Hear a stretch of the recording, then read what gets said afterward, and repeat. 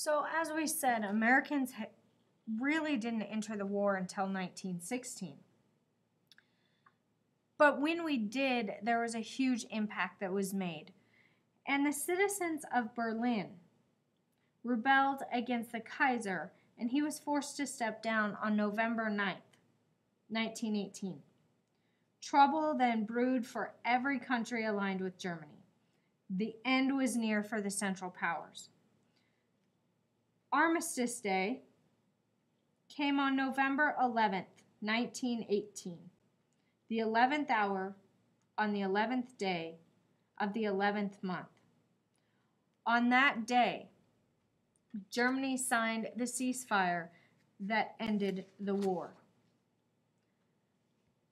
Total casualties. Casualties include killed, wounded, prisoners, and missing. 52.3% of those who fought in the war are listed as a casualty. Over half. The tally of the total reported and confirmed casualties of World War I are as follows. Russia,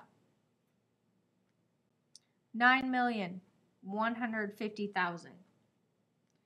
France, 6,160,800. Great Britain, 3,190,300. Germany, 7,142,600. Austria-Hungary, 7,020,000. And the United States, keep in mind that we were only there for a very short period of time. Very, very short.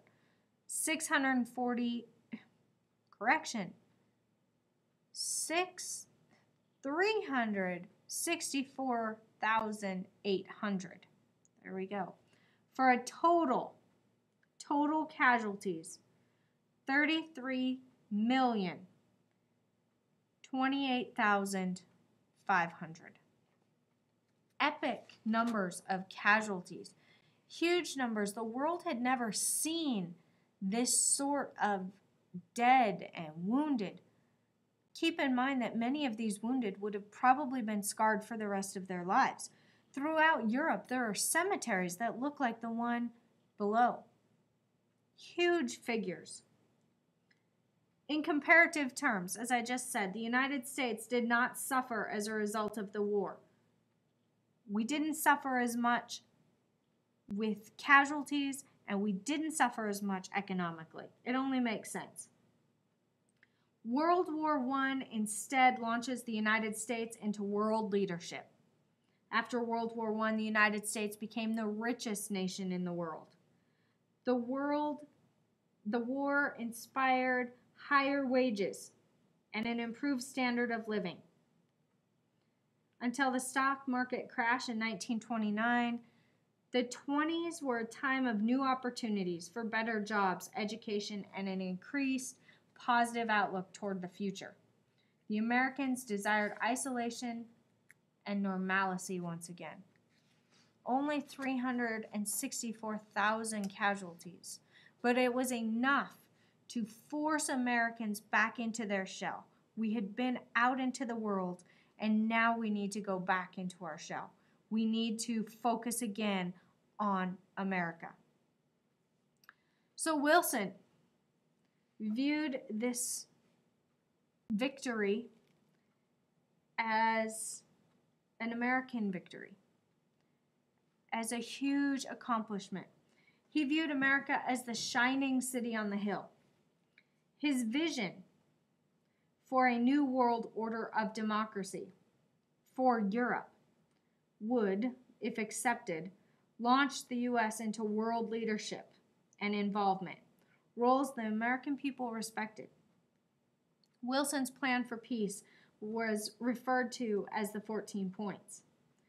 These points included, but were definitely not limited to, no secret treaties, freedom of the seas, and reduced tariff barriers and weapons. The most controversial part was the League of Nations. This is what the precursor is to the United Nations, the League of Nations. Fighting and dying for our friends overseas was known as collective security. We hoped they might also fight and die for the United States if necessary. But Americans were opposed to this idea of collective security because we weren't certain why our sons had died in war. Many contended, I didn't raise my son to be a soldier. In addition, the League could cause the U.S. to fight. This is the League of Nations. This is what is created by the League of Nations, collective security.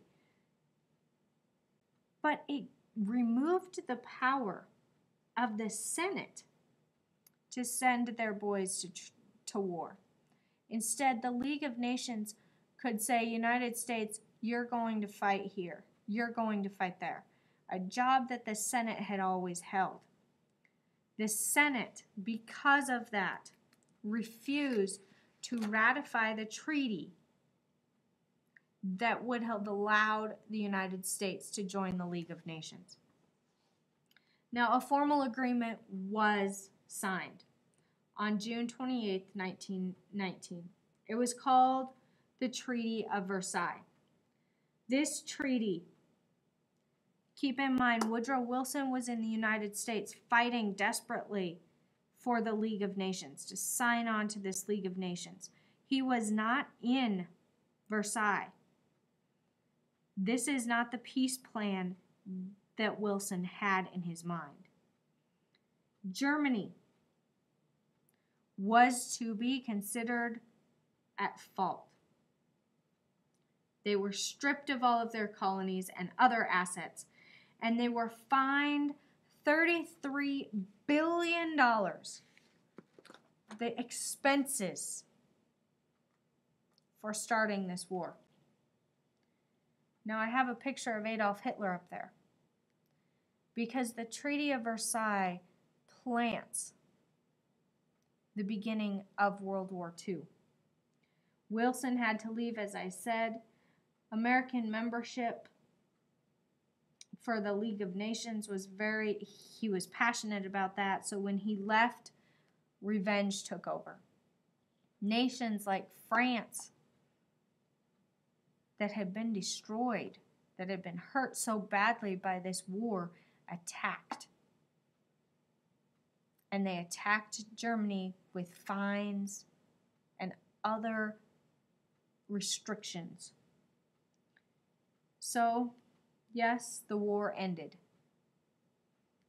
But the Germans' bitterness and hostility, especially towards France, was very much alive and will lead to World War II.